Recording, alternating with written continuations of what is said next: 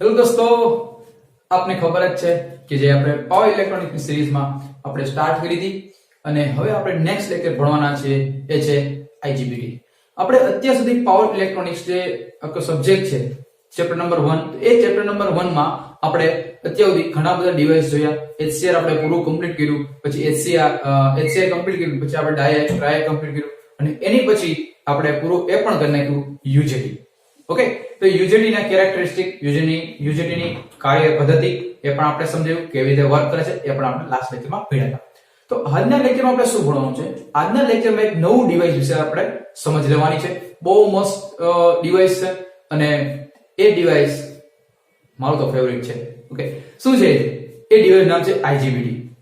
હવે નામ જ એવું છે મસ્તીનું કે IGBT. So first of all આપણે ખબર હોવી જોઈએ શું એનું ફૂલ ફોર્મ છે. Insulated gate bipolar transistor. Okay, વાયમાં પૂછાય કે IGBT નું ફૂલ ફોર્મ આપો તો તમે આરામથી તમે આપી શકો.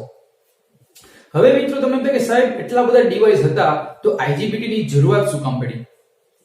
સાચી વાત છે પણ. હવે HCR જો HCR high switching speed AC load ને કંટ્રોલ કરી શકે.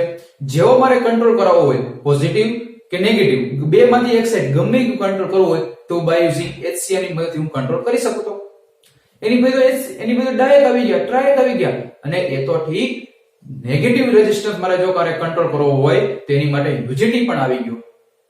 તો હવે આ પાછું શું આવ્યું? તો મિત્રો યાદ રાખો, ઓલરેડી મારા પાસે MOSFET તો છે અને એક બીજું શું છે, એક MOSFET છે અને એક છે મારો BJT. હવે BJT મિત્રો તમને ખ્યાલ હોય bipolar junction transistor. Bipolar junction transistor. તો IGBT નું ખરેખર ઇન્વેન્શન શું કામ કરવામાં આવ્યું? તો થોડી એક હિસ્ટ્રી કહી દઉં પછી આપણે IGBT માં આવીએ. મિત્રો તમને ખ્યાલ છે BJT એટલે બાયપોલાર જંકશન ટ્રાન્ઝિસ્ટર અને એની હાઈ સ્વિચિંગ સ્પીડ છે. BJT એઝ અ સ્વિચ તમે થર્ડ સેમમાં ભણી ગયા. તો મારે જ્યારે એવી એપ્લિકેશન બનાવવી હોય કે હાઈ સ્વિચિંગ સ્પીડ જોતી હોય અને લો રેઝિસ્ટન્સ જોતો હોય ત્યારે હું BJT નો યુઝ કરું. પરંતુ MOSFET તો હાઈ વોલ્ટેજ યુઝ થાય. જેમ કે પાવર MOSFET મારે યુઝ કરવું હોય તો એનો મતલબ મારે હાઈ પાવર રેટિંગ વાળા, હાઈ વોલ્ટેજ રેટિંગ વાળા, તો મારે એવા એપ્લિકેશન જોતી હોય ત્યારે હું પાવર MOSFET યુઝ કરું. મારે તો શું જોઈએ છે? મારે તો હાઈ વોલ્ટેજ રેટિંગ વાળો જોઈએ છે, મારે હાઈ સ્વિચિંગ સ્પીડ જોઈએ છે. તો બધા કે હવે તો મુશ્કેલ થઈ ગઈ. તો કઈ વાંધો નહીં, એક બેયનું કમ્બાઈન એટલે કે BJT અને પાવર MOSFET એ બેનું કમ્બાઈન કર્યું અને બેયનું IGBT. સમજાણું? તો IGBT શું છે? એ IGBT મિત્રો, IGBT એટલે કે ખરેખર એ બંનેનો કોમ્બિનેશન છે. કોણ કોમ્બિનેશન છે? એ છે MOSFET અને IGBT નું MOSFET અને BJT નું કોમ્બિનેશન ડિવાઇસ છે મિત્રો.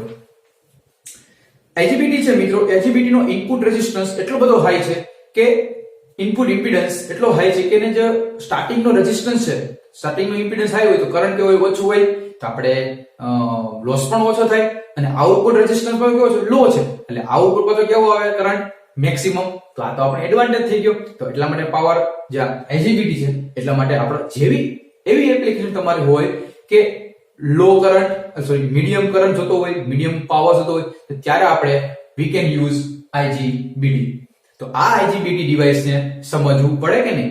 હા, સમજવું પડે. તો આ IGBT ને સમજી આપણે આ રીતે તમને ફૂલ સ્ક્રીનમાં મિત્રો તમે દેખાઈ રહ્યો છે એક સર્કિટ છે અને એ સર્કિટ તમારે દોરવાની જ છે.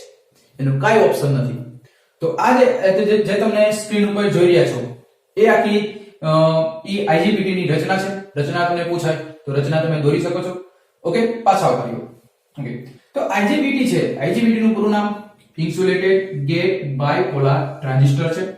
IGBT નું MOSFET જેવું જ સ્ટ્રક્ચર છે, એમાં કાઈ ડિફરન્સ છે નહીં, પરંતુ ઓન્લી ફોર સબસ્ટ્રેટ માં તફાવત છે. હવે પાછો નવો એક શબ્દ આવ્યો, સબસ્ટ્રેટ. સબસ્ટ્રેટ શું છે મિત્રો? સબસ્ટ્રેટ એટલે કે જ્યારે તમે ફિગર તમે જોઈ રહ્યા છો એ ફિગરમાં તમને એક શેડેડ આકાર તમને જોવા મળ્યો છે. શેડેડ આકાર. ઓકે, એમીટર, ગેટ અને એમીટર છે. ઓકે, એ સાઈડ તમને શું દેખાતું છે? Shaded part. હવે એ જે શેડેડ પાર્ટ છે એ શેડેડ પાર્ટને સબસ્ટ્રેટ કહેવાય. શું કહેવાય? સબસ્ટ્રેટ. એટલે કે સબસ્ટ્રેટ શું કામ આવ્યું છે કે સબસ્ટ્રેટ એટલે એ સિલિકોનનું મટીરીયલ હોય, સિલિકોનનું મટીરીયલ બનેલું હોય. એના લીધે મિત્રો હવે જો પાછા હવે એ સિલિકોનનું મટીરીયલનું સબસ્ટ્રેટ બનેલું હોય છે એ લેયર ફિગરમાં. ઓકે, તમે જોઈ લો સબસ્ટ્રેટ બતાડો છો જે તમે ઉપર દેખાય છે બરોબર, નાનું લેયર છે આવું બરોબર, એ સબસ્ટ્રેટ એટલે સિલિકોનનું બનેલું હોય. હવે એને લીધે મિત્રો શું થાય, એને લીધે જ્યારે આપણે IGBT માં જ્યારે સપ્લાય આપી તો ત્યારે એમાં આપણે ખબર છે સિલિકોન છે 0.7 વોલ્ટ નો ડ્રોપ કરે કે નહીં, પછી આગળ ફોરવર્ડ બાયસ થતો હોય કે ભાઈ અહીંયા IGBT છે, IGBT પછી કોમ્બિનેશન MOSFET અને BJT નું છે તો એ બંનેનું વર્ક કરે. એટલા જ માટે મિત્રો અહીં કીધું સબસ્ટ્રેટ એટલે કાંઈ નહીં, એ લેયર છે, એ લેયર ને આપણે સબસ્ટ્રેટ ના તફાવત કીધું. MOSFET છે, MOSFET માં ત્રણ આવે, તમને ખ્યાલ છે, ડ્રેઇન, સોર્સ અને ગેટ, ત્રણ ટર્મિનલ આવે કે નહીં. ઓકે, હું તમને ફોટો બતાવી દઉં. ઓકે, MOSFET નો ફોટો તમે જોઈ શકો છો. MOSFET ના ત્રણ ટર્મિનલ જોયા, ડ્રેઇન, સોર્સ અને ગેટ. ડ્રેઇન એટલે ઉપર છે, નીચેનો છેડો સોર્સ અને વચ્ચેનો છેડો એટલે ગેટ. જ્યારે IGBT માં શું હોય, IGBT માં પણ ત્રણ છેડા હોય પણ એમાં શું હોય, ગેટ તો હોવાનો જ છે, એમાં સોર્સ ની જગ્યાએ એમિટર હોય અને ડ્રેઇન ની જગ્યાએ હોય મારો કલેક્ટર. તો MOSFET માં ડ્રેઇન માં જે n+ સબસ્ટ્રેટ હોય એમાં ડ્રેઇન માં આપણે n+ એટલે n+ એટલે n ટાઈપ સેમિકન્ડક્ટર ને સબસ્ટ્રેટ છે તેના બદલે IGBT માં p+ છે અને તેના ડ્રેઇન ના બદલે અહીંયા કલેક્ટર થી ઓળખવામાં આવે છે. આપણે ખબર છે કે IGBT છે, ડ્રેઇન ના બદલે અહીંયા શું ઓળખવામાં આવે, કલેક્ટર થી ઓળખવામાં આવે. જ્યારે એમિટર ના ગેટ પોઝિટિવ બનાવવામાં આવે એટલે કે હવે જો તમે ફિગરમાં જોઈ રહ્યા છો એ એમિટર છે. ઓકે, તો તમારી સામે મટીરીયલ રાખજો તો એ એમિટર છે, એમિટરના ગેટ પોઝિટિવ બનાવવામાં આવે અને ગેટ એમિટર વોલ્ટેજ IGBT ના થ્રેશોલ્ડ વોલ્ટેજ કરતા જ્યારે વધારવામાં આવે ત્યારે કરંટ કેવો આગળ જતો જાય અને ત્યારે P રિજનમાં n ચેનલ બને છે. શું બને છે, n ચેનલ.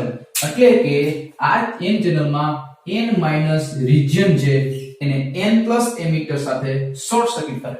શું કીધું જો સમજો.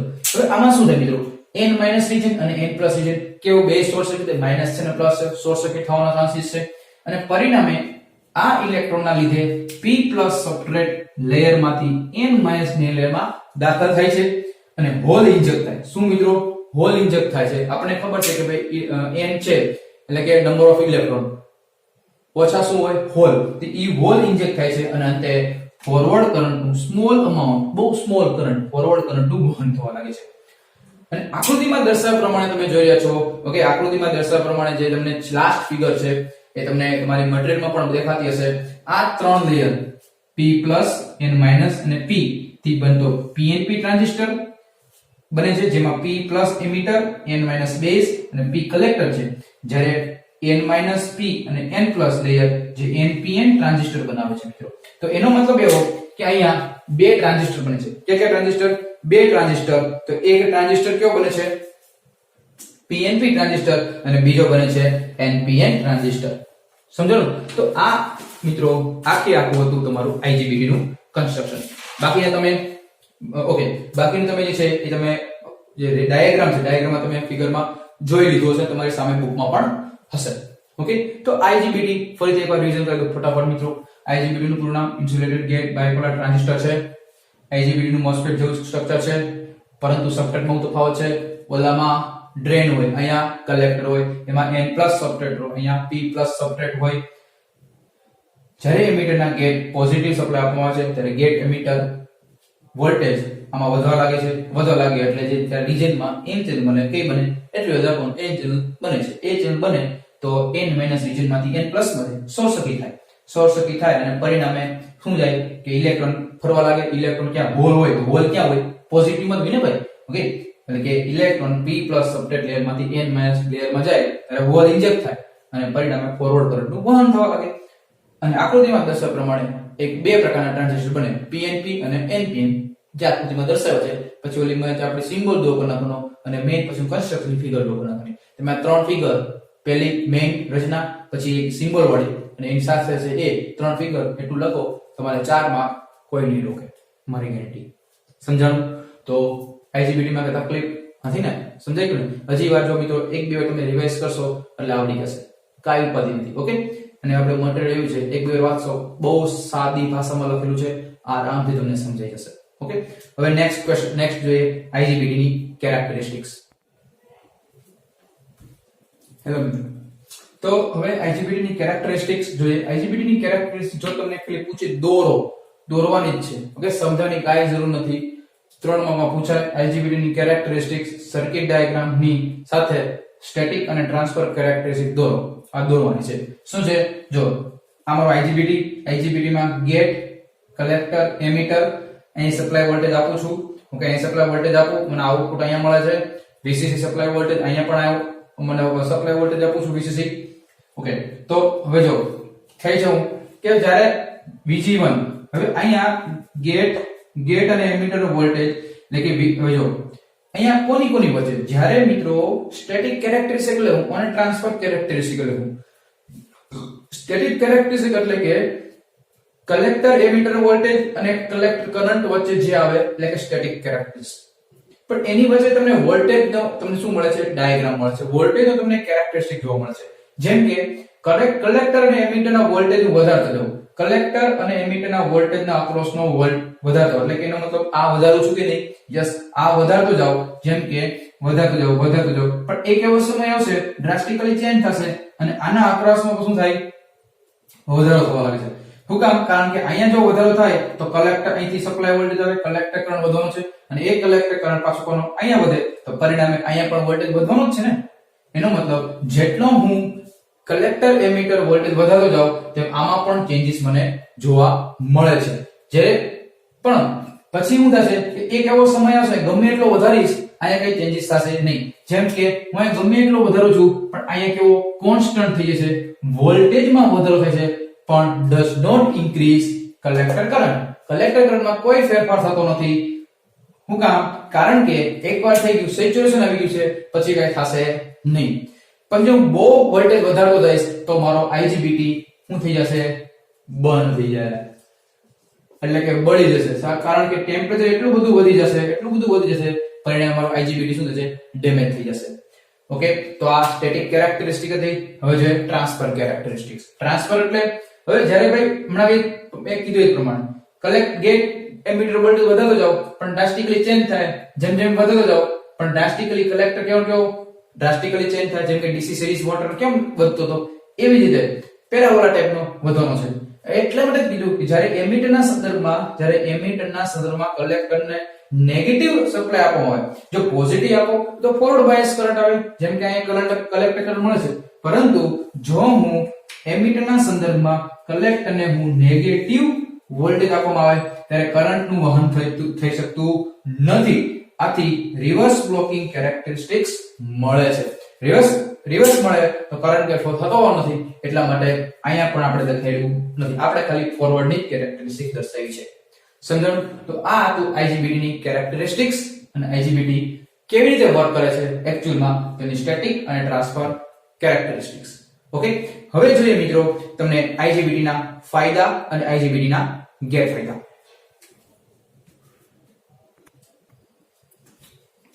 મિત્રો IGBT ના ફાયદા તો છે ઘણા બધા, પણ ગેરફાયદા મને નથી લાગતું. એટલે આપણે છે પણ એટલા બધા ડિક્ટેટ બહુ હાઈ અમાઉન્ટમાં ગેરફાયદા નથી, એટલે આપણે ગેરફાયદા આપણે કહેવાની જરૂર નથી. પણ હા મિત્રો, તમને એમ પૂછે IGBT ના ઉપયોગ ક્યાં ક્યાં છે, એટલા માટે આપણે લખ્યું IGBT ના ફાયદા અને IGBT ના ઉપયોગો. તો ફર્સ્ટ આપણે જોઈએ IGBT ના ફાયદા શું છે. સૌથી પહેલો ફાયદો એ છે સાઈઝ કેવી છે ભાઈ? સાવ નાની. સાઈઝ કેવી છે? નાની છે. બીજું કહું, સાઈઝ નાની હોય તો કિંમત કેવી હોય? ઓછી હોવાની છે. બીજું, સાઈઝ નાની કિંમત ઓછી તો ઓબ્વિયસલી જે સ્નબર સર્કિટ છે એ પણ કેવી હોય? સ્નબર સર્કિટ કેવી હોવાની છે? નાની હોવાની છે. પછી બીજું છે શું કે સ્વિચિંગ જે છે, સ્વિચિંગ સ્પીડ કેવી છે? આની સ્વિચિંગ સ્પીડ છે ઈ ઓછી છે. સોરી, સ્વિચિંગ સ્પીડ છે એ વધુ છે. સ્વિચિંગ સ્પીડ કેવી છે? વધુ છે. પરિણામે સોરી મિત્રો, સ્વિચિંગ સ્પીડ મીડિયમ છે એટલે લોસ ઓછા થાય છે. પછી ગેટને ડ્રાઈવ કરવા માટે પાવર ઓછો જોઈએ છે. પાવર કેવો જોઈએ છે? ઓછો જોઈએ છે. ઉપયોગ ક્યાં ક્યાં થાય? તો પહેલો ઉપયોગ DC અને AC, DC as well as AC motor ડ્રાઈવમાં, DC as well as motor ડ્રાઈવમાં. પછી ક્યાં યુઝ થાય? યુપીએસ અનઇન્ટરપ્ટેડ પાવર સપ્લાય, જ્યાં આપણે કોઈ લાઈટ વહી જાય અને કોમ્પ્યુટરમાં આપણે નથી મૂકતા એસએમપીએસ યુપીએસ સિસ્ટમ, તો એ છે અનઇન્ટરપ્ટેબલ પાવર સપ્લાય, યુપીએસ નું ફૂલ ફોર્મ. પાવર સપ્લાયમાં તમે યુઝ કરી શકો, પાવર સપ્લાયમાં તમે યુઝ કરી શકો. અને બીજી જગ્યાએ ક્યાં યુઝ કરી શકો કે જે રિલે છે, સોલેનોઇડ છે, રિલે પછી સોલેનોઇડ વગેરેમાં આપણે તમે ચલાવવા માટે તમે યુઝ કરી શકો. તો IGBT ના ફાયદા તમે જોઈ શકો છો. એક તો સાઈઝ નાની છે, સાઈઝ નાની, કિંમત ઓછી, સ્નબર સર્કિટ. આ શું છે? ચિંતા કરોમાં, ખાલી યાદ રાખી લો, સ્નબર સર્કિટ નાની છે. આ આપણે ભણશું chapter number 2. Okay. Switching speed medium છે એટલે લોસીસ કેવા છે? ઓછા છે. ગેટ ડ્રાઈવ પાવર ઓછો છે. ડીસી અને એસી મોટર ડ્રાઈવમાં યુપીએસ સિસ્ટમ ચલાવવા માટે યુઝ થાય છે. પાવર સપ્લાય કઈ જરૂર હોય ત્યારે આપણે IGBT નો યુઝ થાય. રિલે ને ચલાવવા માટે અને સોલેનોઇડ ને જ્યારે જરૂર હોય ત્યારે આપણે યુઝ કરવા માટે IGBT નો ઉપયોગ થઈ શકે. તો આજના લેક્ચરમાં આપણે શું ભણ્યા? આજના લેક્ચરમાં આપણે ભણ્યા IGBT ની રચના સમજાવો, આકૃતિ દોરી, 3 આકૃતિ આપણે સમજેલું. પછી આપણે જોયું IGBT ની કેરેક્ટરિસ્ટિક્સ માં ટ્રાન્સફર કેરેક્ટરિસ્ટિક્સ, સ્ટેટિક કેરેક્ટરિસ્ટિક્સ. પછી અત્યારે આપણે ભણ્યા છેલ્લે IGBT ના ફાયદા અને ઉપયોગો. આખો લેક્ચર કમ્પ્લીટ. Okay, done. હવે આપણે નેક્સ્ટ લેક્ચરમાં ભણવાના છે એ છે મોસ્ટ કંટ્રોલ થાઇસ્ટર એટલે કે MCT. તો એની આપણે બધું પૂરેપૂરું ડિટેલ સમજી જવાનું છે મિત્રો. એક્ઝામમાં વારંવાર પૂછવાનું છે મોસ્ટ IGBT કરીને જવાનું છે. કમ્પ્લીટ.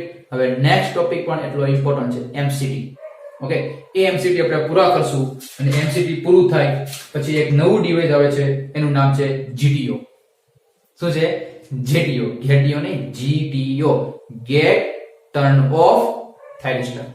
ઓકે, તો એના ખાલી આપણે ડિટેલમાં નથી જવાનું, ખાલી આપણે ફાયદા ગેરફાયદા જ ભણવાના છે.